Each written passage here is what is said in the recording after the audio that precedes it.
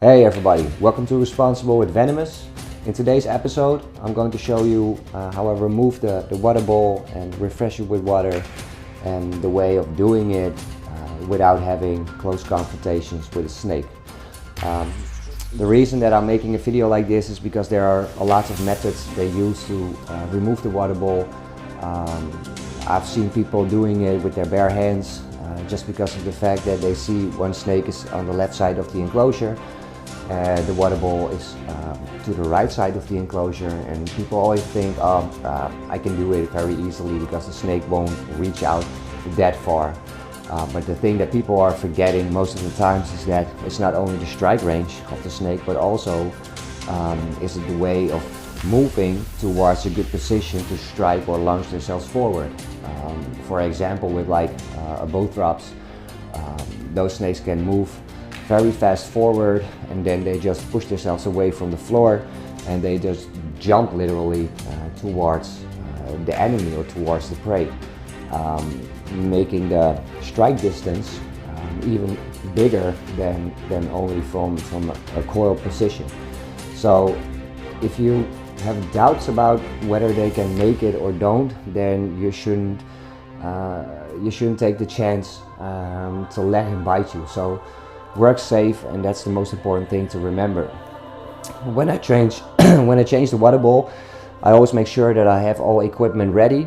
I put like the empty container for the water, put it right in front of the enclosure, then the container with the water just right next to it, and I make sure that I have plenty of space around it, so if the snake comes out or something happens, you still have enough space to work with the animals in worst case scenario.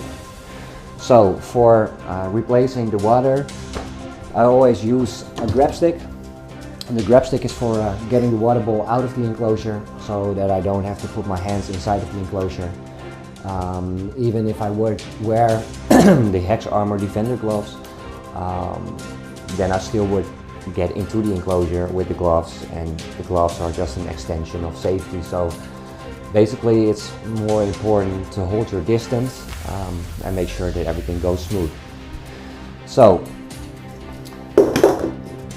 just to get a little bit back to the earlier videos I made, when I open up in the enclosure, I'm always making sure that I'm looking in the enclosure, where are the animals, where's the water bowl, and before I start up, I always make sure that I'm standing in front of the position of the closed window. So if I open up the right side of the window, I'm standing on the left side of the window. If I want to open the enclosure on the left side, now it's obvious that I'm standing on the right side of the enclosure. But for now, the enclosure is on the right side. Both of the tie pans are positioned in the left side of the enclosure. So I remove the lock,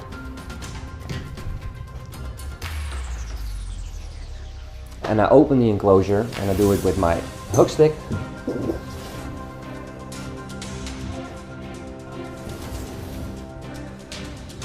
Then I will place the hook for the grab stick. I still have my focus on the animals while doing it, because if I open up the enclosure I can attract the attention of the snakes, and the snakes come closer to the opening window, and I have to make sure that everything stays like it is now. Without getting inside of the enclosure, I can easily get the water bowl. And now it's a quick change of water, so I'm not going to disinfect the water bowls, so this is more easy to explain. Add some new water, put it back in the enclosure. I still keep like a distance of a meter from the enclosure. That's because I use the grab stick. I can easily avoid coming too close to the open window. When I'm done with that, I just get the hook stick. Again, I walk towards the closed part of the enclosure, and I try to slide the window back.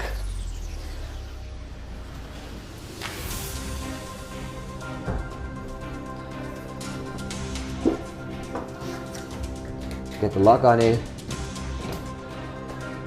and easy does it. So I don't have close confrontation with the snake.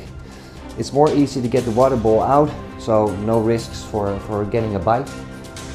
And yeah, that's basically a safe way of doing it. So hopefully this method suits you well, and we'll make sure that you have a nice future with keeping venomous snakes.